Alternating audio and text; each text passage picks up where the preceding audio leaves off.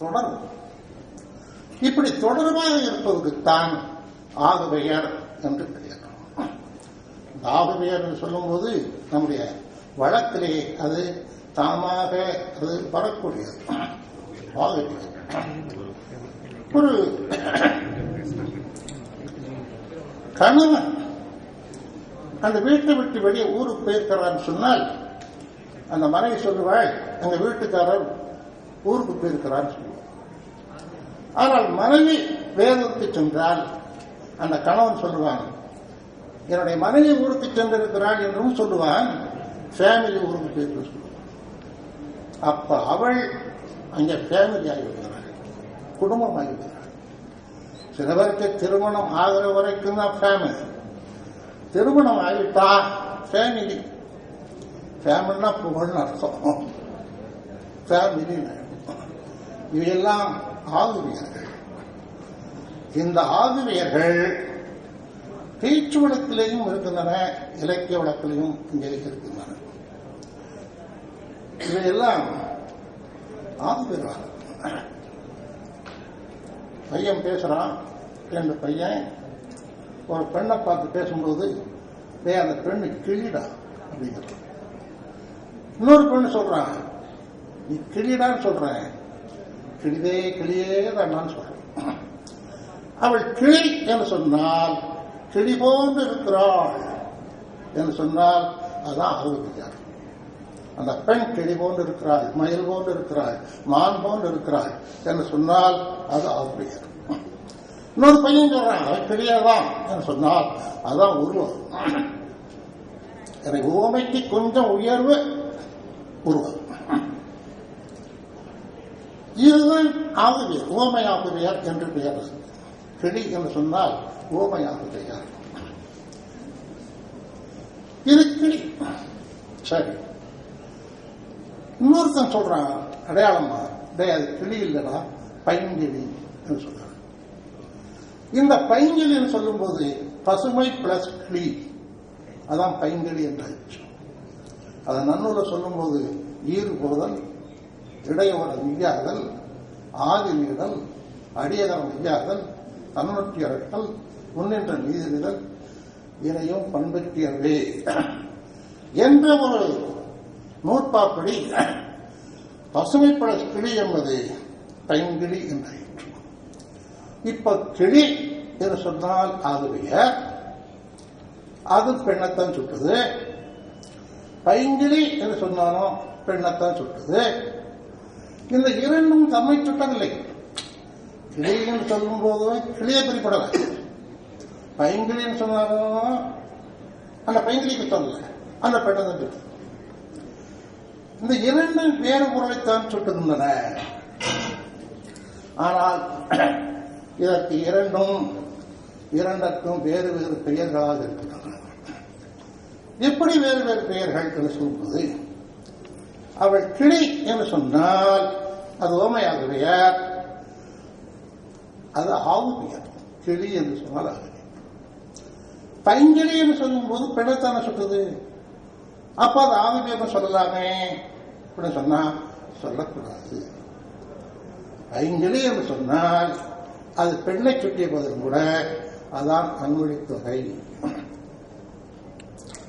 ஒன்று ஆகுவியர், இன்னொன்று அன்மொழி தொகை. ஆண்டியன் நெடுஞ்செழியன் அவைக்களத்தில் உட்கார்ந்து கொண்டிருக்கிறான். கண்ணகி குற்றவாள். அப்படி கண்ணகி போகும்போது தேராமன்னா செத்துவதுடையே புரியும். ஏன்னா கணவனை கொண்டு தேராமன்னா நான் வைக்கக்கூடிய தேர்வில் நீ தேர மாட்டாய், செப்புவதில்லை. அப்பதான் சொல்றான் பாண்டி மன்னன், நீர்வார் பெண்ணை எம்பும் வந்தோய் யாரையோ நீ மடப்பொடியோன்னு கேட்கிறான். இதான் இத போய் ஆங்கிலத்தில் மொழிபெயர்க்கலாம். ஆனால் நீர்வார் பெண்ணை கண்ணே இல்ல, நீர்வார் கண்ணை, the eyes with the tears, யாரையோ வாரையோ மடப்படியோ மொழிபெயர்க்க முடியாது. தமிழ்ல மட்டும் ஆகுதியான மொழிபெயர்க்கலாம், அன்மொழி தொகை மட்டும் மொழிபெயர்க்க.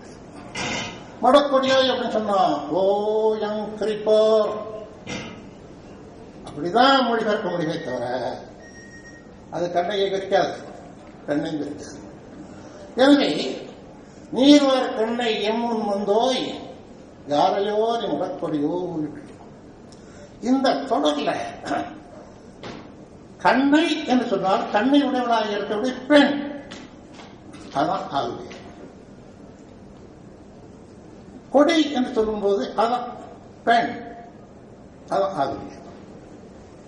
நீர்வார் கண்ணை என்று சொல்லும்போது அது அன்மொழித்தவர். மணக்கொடி என்று சொன்னால் அது அன்மொழித்தவர். சார் குழப்பறீங்களே, அதெல்லாம் சொல்லலாம். இந்த எண்ணெய்னு பார்க்கும்போது எது ஆகுவியர் எது அன்மொழித்தொகை என்று நாம் காண வேண்டும் என்றால், ஒரு சொல்ல வந்தா ஆகவையார். நல்லா கவனிச்சுங்க. கிளி என்று சொன்னால், கிளி போன்ற பெண் என்று சொன்னால் ஆகவையார். பைங்கிளி என்று சொன்னால் பசுமை பிளஸ் கிளி 2 சொற்கள் வந்து விட்டது, எனவே அன்மொழித்தவர். எனவே ஒரு சொல்லில் வந்தால் ஆகவையார். அறிவுரணத்துல நகைமயில் என்று வரும். மயில் என்று சொன்னால் ஆகவையார், நகைமயில் என்று சொன்னால் அது அன்மொழித்தவர். நீர்வார் கண்ணை எம்மன் வந்தோய் மடக்கொடியோய். மடக்கொடியோய் என்பது அன்மொழித்தொகை. மடம் சொன்னா அச்ச நாண மடம். இங்கே மடம் என்பது எங்கு ஆங்கிலத்தில் சொல்ற இளமை, இளமையுடைய இளமையின் உடைய தன்மை கொண்ட பெண் என்றார்கள். 2 உருவும் பயனும் உடன்தொக்க தொகை பொறுத்து அன்மொழித்தொகை என்றார்கள். அதுக்கு அன்மொழித்தொகை. எனவே ஆகவேர் என்பது ஒரு சொல்ல வரும், அன்மொழித்தொகை என்பது 2 சொற்கள் வரும்.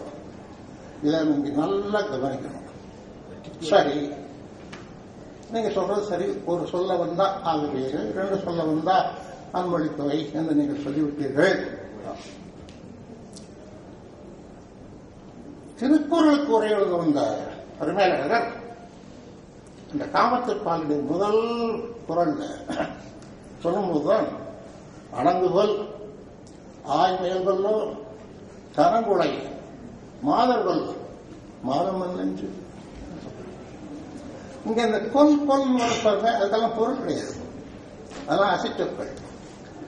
அணங்குகொல், அந்த அணங்க பார்த்தா கொல் சொல்லு, அணங்குகொல் ஆய் மேல் கொல்லும் கனங்குளை மாதர் கொல்லும். அந்த கனங்குளை, கனம் பிளஸ் குளை 2 சொற்கள் வந்துவிட்டது. அது அன்மொழித்தொகையில 2 சொற்கள் வந்துவிட்டது.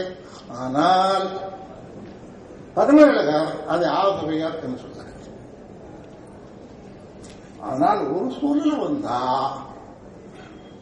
இது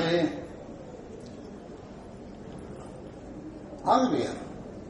2 சொற்கள் வந்தா அன்மொழித்தொகை.